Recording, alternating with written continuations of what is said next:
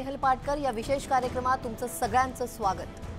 शाळा म्हणजे केवळ 4 भिंतीतलं शिक्षण नव्हे तर शिक्षणाबरोबरच इथं घडवले जातात संस्कार आणि हे संस्कार आयुष्यातल्या प्रत्येक वळणावर साथ देतात। मुख्यमंत्री उद्धव ठाकरे आणि जलसंपदा मंत्री जयंत पाटील यांनी त्यांच्या बालमोहन विद्या मंदिरातल्या आठवणींना उजाळा दिला।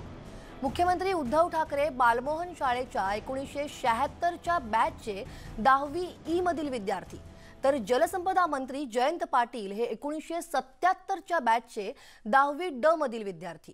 बालमोहनचे हे 2 विद्यार्थी राज्याच्या मंत्रिमंडळात विराजमान झाल्यानंतर शाळेत अभिमान सोहळ्याचं आयोजन करण्यात आलं होतं आणि पाहुयात या सोहळ्यादरम्यान उद्धव ठाकरे आणि जयंत पाटील यांनी आपल्या आठवणींना कसा उजाळा दिलाय।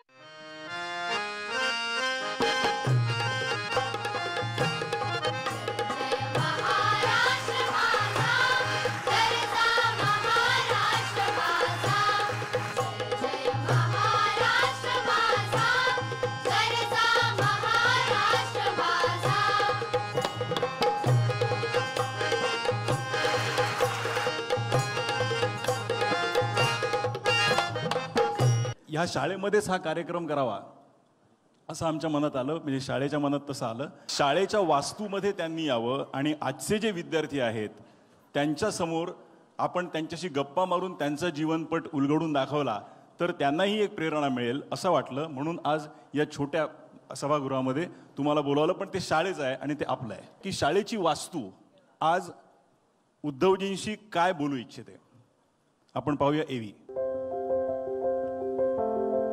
प्रिय उद्धव, वर्ष कशी उलटून गेली ते कळलं देखील नाही रे। आज तू आपल्या महाराष्ट्राच्या मुख्यमंत्री पदावर विराजमान झालायस। चोहो बाजूनी तुझ्यावर होत असलेला कौतुकाचा वर्षाव ऐकून डोळ्यात आनंद अश्रू उभे राहिले।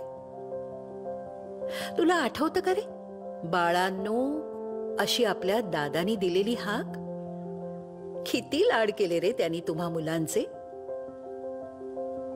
शिस्त, संस्कारक्षम मन, स्वाभिमान, आत्मविश्वास आणि सगळ्यात महत्त्वाचं म्हणजे नीतिमूल्यांचं बाळकडू त्यांनी तुम्हा मुलांना दिलं। शाळेत असताना किती शांत समंजस होतास रे तू। सुंदर हस्ताक्षर, चित्रकलेत पारंगत असलेला हा माझा गुणी लेक आज अवघ्या महाराष्ट्राची धुरा आपल्या खांद्यावर समर्थपणे पेलतोय। हे बघून काय वाटतं हे मी शब्दात सांगू शकत नाही। खूप मोठी जबाबदारी आहे तुझ्यावर, माहित आहे मला। आज तुझं यश पाहून मला भरून आलंय। असाच यशवंत हो, कीर्तिवंत हो, दीर्घायुषी हो। माझे आशीर्वाद सदैव तुझ्या पाठीशी आहेत।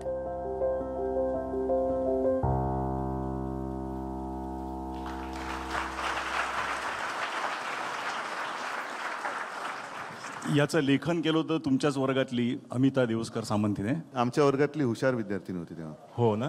आणि त्यावेळेला गणिताचा पेपर मला अजूनही आठवते। त्या सगळ्या दोघी तिघी उर्मिला रेगे, उर्मिला रेगे आली आहे मला वाटतं। आले का? ती त्या बॅचला पहिली आली होती। ती बघा एक। आणि कोण होतं? विशाखा राऊत नाही, दुसऱ्या ह्यांच्यात मार्क एक कोणाला कमी मिळालं, आम्ही जेमतेम पास झालो म्हणून आनंदात असायचो आणि या पहिल्या दुसऱ्या येऊन रडत बसलेल्या असायच्या की मार्क कमी का मिळाला। आम्ही आपले बाबा झालं, त्या पहिली तरी आमची नाव लागली म्हणून आम्ही आनंदात असायचो। पेढे वाटायचे बाकी असायचे। जयंतराव, उद्धवजींपासून सुरुवात करतो, नंतर तुमच्याकडे येतो। शाळेतला पहिला दिवस आठवतो का? मला वाटतं सर्वांनाच आठवत असणार तो पहिला दिवस। म्हणजे अर्थातच त्यावेळेला शाळेत येण्याची तयारी नव्हतीच, तरी देखील शाळेत जायलाच पाहिजे, सगळ्यांना जावं लागतंच। मी माच्या कडेवर होतो, रडत तर होतोच। मोठ्या मुश्किलीने ती शाळेपर्यंत घेऊन आली, वर्गापर्यंत नेलं। वर्गाचं दार बंद होतं, दार उघडलं गेलं आणि मला आठवत नाही तुमच्यापैकी यांनी तर बघितलंच नसणार, आता नाईक सर समोर आहेत, पण जयंतराव तुम्हाला आणि अजित शेणाईबाई माहिती असतील. हो हो आठवतात ना. ज्यांना शेणाईबाई आठवत असतील त्यांना तुमची रिएक्शन पण साधारण कळेल. त्यांना माझ्यासमोर काय प्रसंग होता हे लक्षात आलं असेल. आणि त्यांनी पटकन ओढून घेतला वर्गामध्ये, दार बंद झालं आणि वर्ग चालू झाला. तर संपूर्ण दिवस टेन्शन नाही, रडण्यामध्येच गेला. असा हा माझा पहिला दिवस होता. आणि त्याच्यानंतर रडत रडत घरी गेलो. आणि घरी गेल्यानंतर साहजिकच तेव्हा साहेबांना सांगितलं, म्हणाले ठीक आहे, काय एवढ्यात काही घाई नाही आहे. आणि मग पुढचं वर्ष मात्र सुरळीत पार पडलं. मग शाळेची गोडी 1 वर्ष उशीर झाला शाळेत यायला. 1ली ते 10वीतल्या वर्ग शिक्षकांची नावं आठवतात का, किंवा किती आठवतात? बऱ्यापैकी आठवत असावीत किंवा आठवतात. समोर तुमच्या वर्गातली मुलं बसलेली आहेत, त्यामुळे चूक झाली तर ते सांगतील समोरनं. नाही, बहुतेक त्यावेळेला अनेक जणांना कॉपी करायला मीच मदत केली. त्याच्यावेळी मी चुकलं तर ते चुकणार. त्यावेळेला आपण कोणी शिक्षिका असलं तर त्यांना ताई म्हणायचो. बरोबर. तर पहिलं वर्ष मी तुम्हाला सांगितलं माझं कसं गेलं, म्हणजे गेलंच नाही, ते गेलंच गेलं. आणि त्याच्यानंतर पुढच्या वर्षी जेव्हा मी आलो त्यावेळेला अगदी उलट अनुभव आला. आणि तेव्हा माझ्या पहिलीच्या शिक्षिका होत्या त्या वसुंधराताई. Okay, very good. दुसरी आणि 10वीला कोण होतं?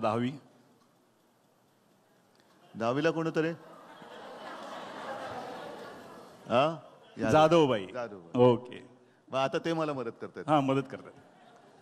अख्खा महाराष्ट्र तुमच्या बरोबर आहे. हो, काळजी नाही. सगळेच मला मदत करतायत. चित्रकलेत तुम्हाला रस होता लहानपणापासून. शाळेत ह्या बाबतीत संस्कार किंवा मार्गदर्शन कसं झालं, कोणी केलं? शाळेमध्ये आमचे राजनिक्षे सर होते. या निमित्ताने मला विचारायचं आहे की करिअर निवडण्याविषयी आज जी इथे मुलं आहेत त्यांना तुम्ही काय मार्गदर्शन करू शकाल? मला असं वाटतं की आपण स्वतःला खूप मोठे समजतो आणि उगाच आपल्याला असं वाटत असतं की आपण मुलांना मार्गदर्शन करतोय. आजची मुलं हुशार आहेत, त्यांना तसं मार्गदर्शन करण्याची गरज नाही आहे. त्यांना त्यांचा मार्ग कळतोय. उलटं आपलं दर्शन घेतल्यानंतर त्यांना कळतं कोणत्या मार्गाने जायचंय. जसं एक वास्तू यांच्याशी बोलली आपली, तसंच तुमच्याशी सुद्धा बालमोहन शाळा बोलणार आहे. चिरंजीव जयंत, खूप बरं वाटलं इतक्या वर्षांनी तुला परत भेटून. वर्तमानपत्रातून, दूरचित्रवाणीच्या वृत्तवाहिन्यांमधून तुझ्या कार्याच्या, कर्तृत्वाच्या बातम्याही येत असतात कानावर. ऊर भरून येतो अभिमानानं. मी दिलेली नीतिमत्तेची शिदोरी प्राणापलीकडे सांभाळणारं एखादं बाळ दिसलं ना की 80 वर्ष उन्हा पावसात उभं राहून तुम्हाला काही मूल्य, संस्कार देऊ शकले याचं मला समाधान वाटतं. आज तुझ्याकडे शिवरायांच्या या पुण्यभूमीची सर्वात मोठी संपत्ती सांभाळायची जबाबदारी आली आहे. शेकडो तहानलेली गावं, तृषार्त शेतं आणि त्यांच्यावरती आपल्या साऱ्या स्वप्नांची, आशा आकांक्षांची भिस्त ठेवून बसलेले शेतकरी आणि त्यांची कुटुंब, या साऱ्यांच्या उन्नतीचा मार्ग या जलसंपदेतच सामावलेला. माझे पांग तर तू फेडलेसच, पण आपल्या काळ्या आईचे पांग तू फेडशील आणि तिला लाख मोलाच्या हिरव्यागार पैठणी पुन्हा दिमाखानं उभं करशील असा मला विश्वास आहे. या कार्यासाठी माझे आशीर्वाद सदैव तुझ्या पाठीशी असतील. शुभास्ते पंथानः सन्तु.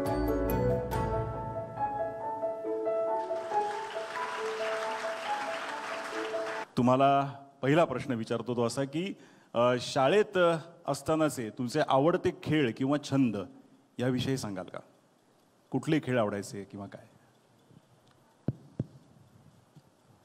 मधली सुट्टी झाली 20 मिनिटाची तर शिवाजी पार्कला जाऊन क्रिकेट खेळणं.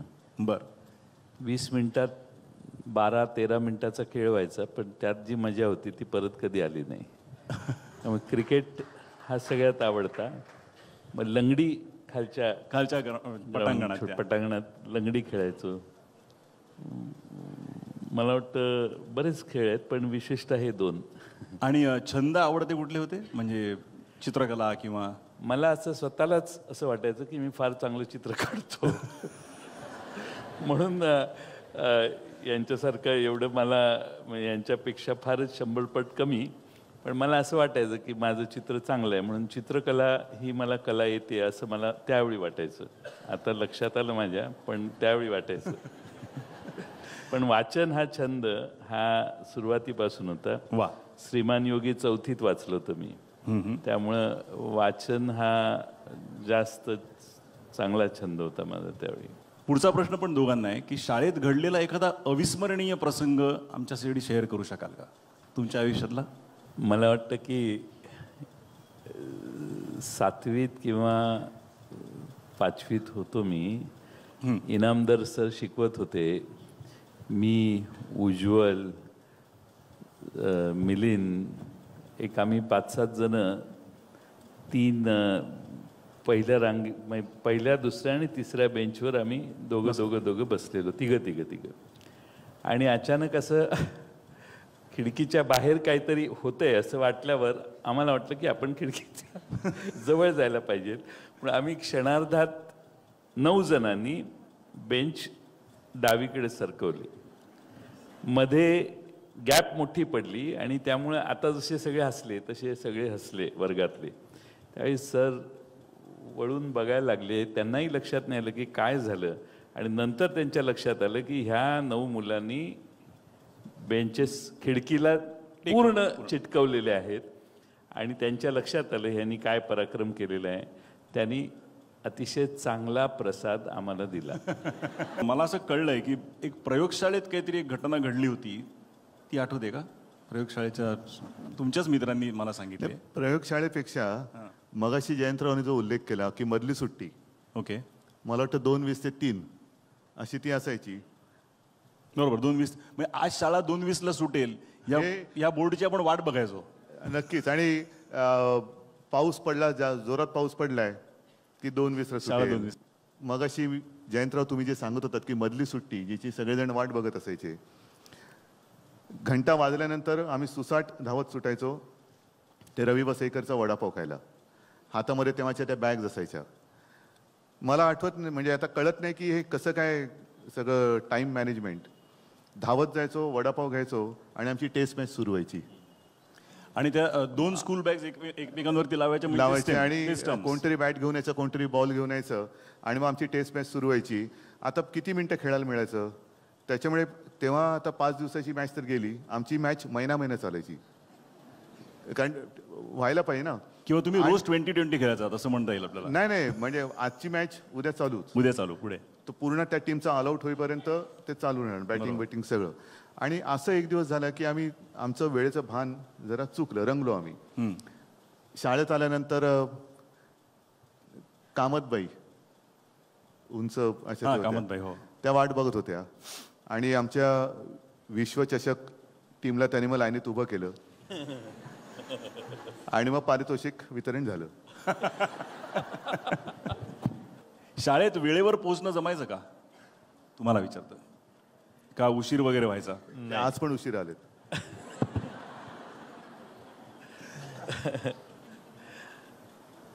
बहुतेक वेळा 5 मिनिटं 10 मिनिटं, कारण मी बरंच लांबून यायचं त्यामुळं 5-10 मिनिटाच्या अंतराने पोचायचं. पण नक्की 5-10 मिनिटं उशिरा पोचायचे का? नाही, उशिरा नाही, आधी पोचायचं. आधी पोचायचं. दररोज उशिरा म्हटल्यावर काढलं असतं मला. दहीहंडी, बालदिन, दसरा आपल्या शाळेमध्ये फार चांगल्या प्रकारे साजरे केले जातात हे उत्सव. त्याच्या आठवणी किंवा त्याच्यात तुम्ही सहभागी होत असत दोघेही जण? मी तर व्हायचो बाबा प्रसाद घ्यायला. प्रत्येक म्हणजे तेव्हा असायचं ना, गुरु दादा स्वतः असायचे उभे आणि मग ते मला वाटतं मार्च-एप्रिल आला की आंबे डाळ पण कलिंगडाची कापटी एक असायची. त्याच्यानंतर दहीहंडी असल्यानंतर सुद्धा तो प्रसाद वाटप असायचा, चणे आणि गूळ असायचे. तर ते त्यावेळेला आवर्जून मी सहभागी व्हायचो. ते आपण दहीहंडीत 1-2दा सहभागी झालेलो. पडलात का? दहीहंडी फोडलीत? नाही, मी फोडायला नव्हतो पण सहभागी होतो. आयुष्याच्या प्रत्येक वळणावर शाळेचे संस्कार जास्त उपयोगी पडतात आणि शाळेत शिक्षण तर उत्तमच होतं. खरं बोललं पाहिजे, चुकीचं काम म्हणजे चांगलं आणि वाईट याचा फरक शाळेच्या संस्कारामुळे कळला. काय करायला पाहिजे आणि काय करायला नाही पाहिजे याची निवड करण्याची समज आम्हाला शाळेनं दिली. आणि ज्यावेळी उद्धवजी महाराष्ट्राचे मुख्यमंत्री झाले त्यावेळी मला सगळ्यात महाराष्ट्रात जास्त कॉन्फिडन्स होता की बालमोहनचा विद्यार्थी कधीही चूक करणार नाही, वा, चुकीच्या मार्गाने जाणार नाही, पटलं नाही तर अलिप्तवाद स्वीकारतील, पण कोणत्याही प्रकारे बालमोहनच्या विद्यार्थी चुकीच्या मार्गाने जात नाही असे दादांचे आणि शाळेचे संस्कार होते. मला काही चिंता वाटत नाही. त्यामुळे ह्या शाळेनं बरंच काही आम्हाला सगळ्यांना दिलेलं आहे. आपल्या शाळेत मला आठवते लहानपणी पालकांना बोलावलं जायचं, समजा अगदी जास्त मस्ती केली तर तसं कधी बाळासाहेबांना बोलावलं गेलं? कधीच नाही. हे तेव्हापासून किती शिस्तीत वागणारे आणि किती छान वागणारे मुख्यमंत्री आपल्याला लाभलेत. आहे का रेकॉर्डवर? शाळेत कधी वक्तृत्व स्पर्धेत वगैरे भाग घेतला होतात का? म्हणजे आत्ता भाषण करायची मग ही कला, हे कौशल्य कसं काय निर्माण झालं? नाही, मुळामध्ये भाषण करायचं कौशल्य माझ्यात आहे, हे तुम्ही बोलतायच खूप झालं. नाही, डेफिनेटली आहे ना, कारण राजकारण म्हणजे कम्युनिकेशन. नाही नाही, त्यावेळेला कधीच या फंदातही पडलो नव्हतो, शाळेत नाही आणि कॉलेजमध्ये पण नाही. उद्धवजी, फोटोग्राफी, गड किल्ले याबद्दल तुमची आत्मीयता सगळ्यांना माहिती आहे. तर ती आत्मीयता आणि आत्ताची जबाबदारी ह्याची सांगड कशी घालाल? एका गोष्टीचा आपण विचार जरूर केला पाहिजे की जेव्हा आपण सातत्याने गड किल्ले गड किल्ले गड किल्ले बोलत असतो, त्याचं संवर्धन केलं पाहिजे हे बोलत असतो, म्हणजे नेमकं काय करायला पाहिजे. त्यावेळेला अत्यंत प्रतिकूल परिस्थितीमध्ये जर छत्रपती शिवाजी महाराजांनी हे गडकिल्ले उभारले असतील, उभारले म्हणजे डोंगरावरती त्यांनी ते हेरून बरोबर त्याच्यावरती त्याचा उपयोग करून घेतला असेल, निसर्गाचा उपयोग त्यांनी करून घेतला असेल, तर निसर्गाचे देण आहे, तेव्हा त्यांनी त्याचा उपयोग दाखवला आणि त्या गडकिल्ल्यांच्या जोरावरती त्यांनी आपलं स्वराज्य स्थापन केलं. जे आक्रमक येत होते त्यांना पराभूत केलं. आणि असं हे आपलं वैभव, मगाशी जसं तुम्ही आमच्या दोघांसमोर शाळेतल्या वास्तूचं मनोगत ऐकवलं, तसं या गडकिल्ल्यांचं मनोगत जर का आपण ऐकण्याचा प्रयत्न केला तर मला असं वाटतं दुसरा काही विचार करण्याची आवश्यकता नाही. कारण त्यांनी छत्रपती शिवाजी महाराज आपण केवळ चित्रात किंवा वाचतो किंवा चित्रात पाहतो, पण त्यांनी प्रत्यक्ष त्यांना पाहिले, अनुभवले, त्यांना ऐकले. असे ते त्यावेळेचे शिवरायाचे सोबती सवंगडी.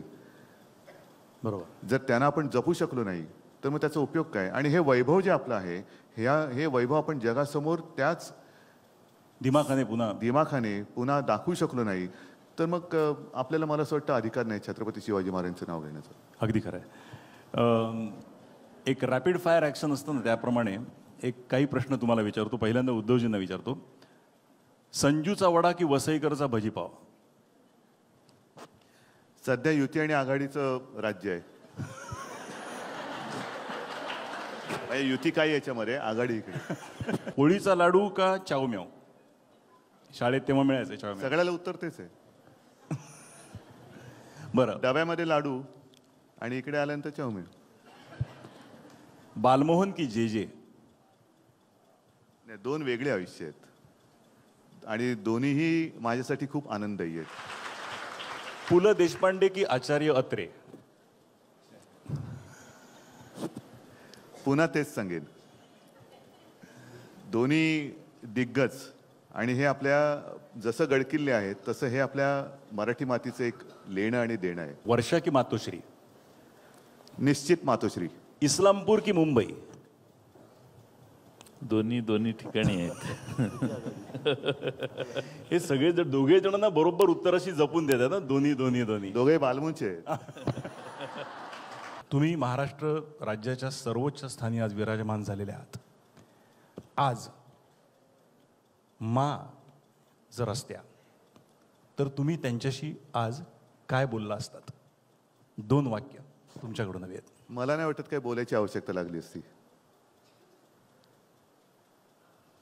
कारण आई आणि मुलाचं नातं, आई आणि वडिलांचं नातं हे काही वेळेला शब्दांच्या पलीकडचं असतं आणि तसंच ते असलं पाहिजे. प्रत्येक पावली, प्रत्येक क्षणी मा आणि साहेबांची आठवण येतेच, नक्कीच येते. थँक्यू. नाही, फक्त एकच मी माझ्या मित्रांना धन्यवाद देतो, कारण आता आपली मैत्री किती वर्षाची. कारण अनेक जण हो, मित्र म्हणतात पण ते मैत्री टिकत नाही. टिकत नाही. पण आपण आपली मैत्री टिकवलेली आहे आणि ही मैत्री अशीच आपण कायम ठेवूया. ठीक आहे, आज मुख्यमंत्री मी असलो तरी तुम्ही माझा मित्र म्हणून एक मी उल्लेख आणि सन्मान हा शब्द जरासा अवघडल्यासारखं होतो, पण आपली मैत्री ही अशीच कायम राहू द्या, एवढीच मी माझी एक मैत्रीपूर्ण मागणी करतो.